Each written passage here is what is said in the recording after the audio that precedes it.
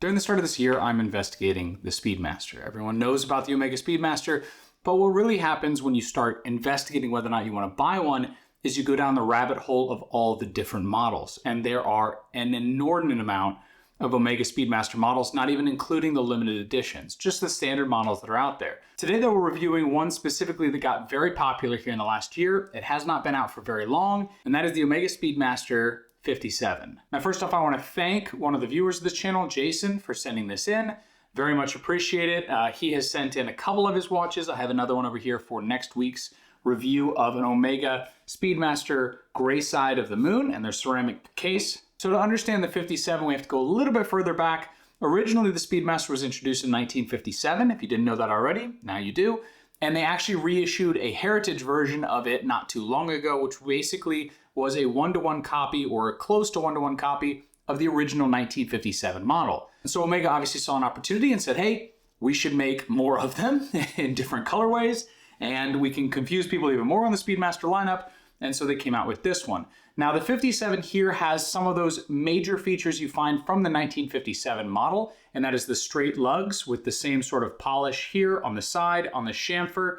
It has brushed sides, it has alpha style hands, and this one has the steel bezel insert. And that's pretty much where the similarities with the original 1957 model end. This one's definitely more modern, definitely playing to a slightly different crowd than the traditional Moonwatch in the fact that it has extra daily driver complications. The movement is where that all starts. In here is an Omega 9300 caliber movement. Now this version of the Moonwatch has a coaxial escapement in it, but the 57 also has a coaxial escapement in it.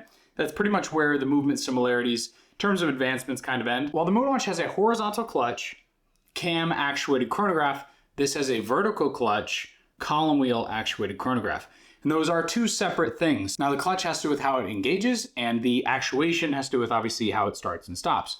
The column wheel versus the cam, they both serve their purpose. I don't really have a preference between the two of them. Some people like how the column wheel feels, but doesn't really matter much to me.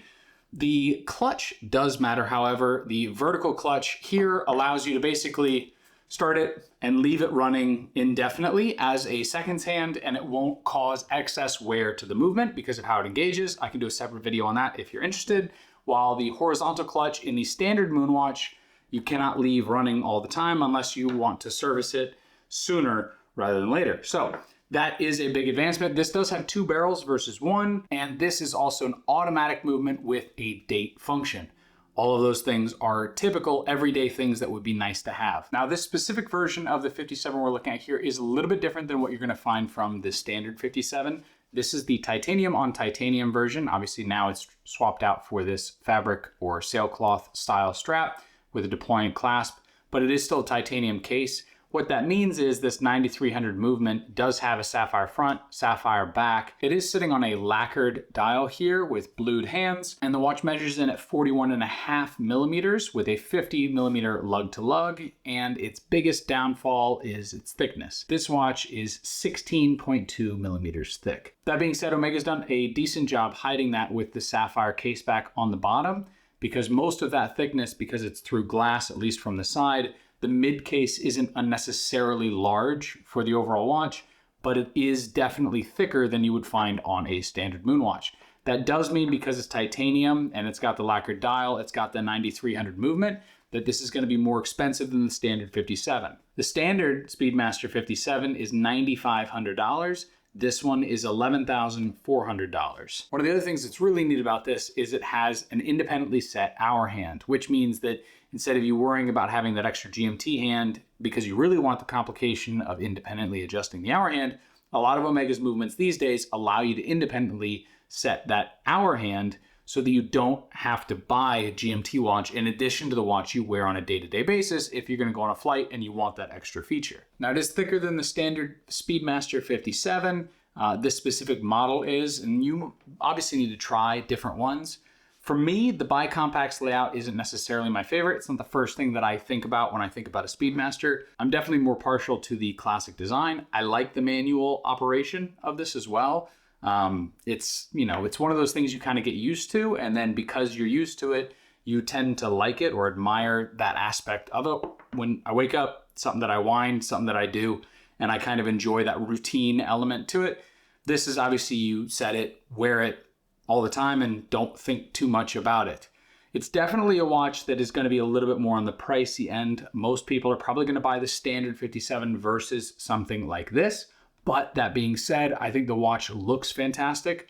I like the blue elements. They're not overdone to the point where the watch is, all blue. This watch, I think, is definitely more for someone who likes the advancements that are typically going to come with a Speedmaster, but they don't want the smaller version like the racing or some of the style elements of the racing version of the Speedmaster model. You're looking more for something that is kind of has the name of the Speedmaster and some of the design elements of the Speedmaster, but is kind of more elevated, but has the modern elements to allow you to wear it day in, day out, and not think about it all that often.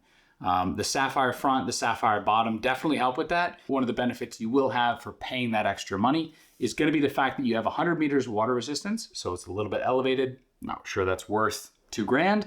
And it's going to be titanium, but it's a grade 5 titanium, which means it will be more scratch resistant than steel. But again, with any of these watches, they are definitely still scratchable. I can see this model here has been worn for a little while. It doesn't have that many scratches that you would typically find on a steel watch, but it still has some. It doesn't mean that it's ceramic like this thing where you could wear it and kind of hit it against almost anything and it won't really matter. So all that to say that I like the 57. I think the standard model is something most people will look at instead of the Moonwatch, especially if you're someone that's been a little bit bored and overwhelmed with the amount of people that talk about this watch, that you want Omegas because you like their chronograph. Generally, you like their design elements, you like their movements, but you don't necessarily want to get the same watch that almost everyone gets, like myself and the Moonwatch. The 57 is definitely a separate option that is going to kind of give you a lot of those elements you're really looking for, but definitely more of a twist that it might be a little bit more on the unique end. You will have to pay for that, but it is something that I think a lot of people will be interested in. Now I'm going to get this back to Jason. I'm going to have more reviews coming up. The next one's probably going to be the gray side of the moon here, and then I've got another one. Hopefully I can get my hands on a blue side of the moon and maybe a different model as well before I do the lineup. So if you're interested in that sort of thing, subscribe, and I'll see you in the next one. Take care.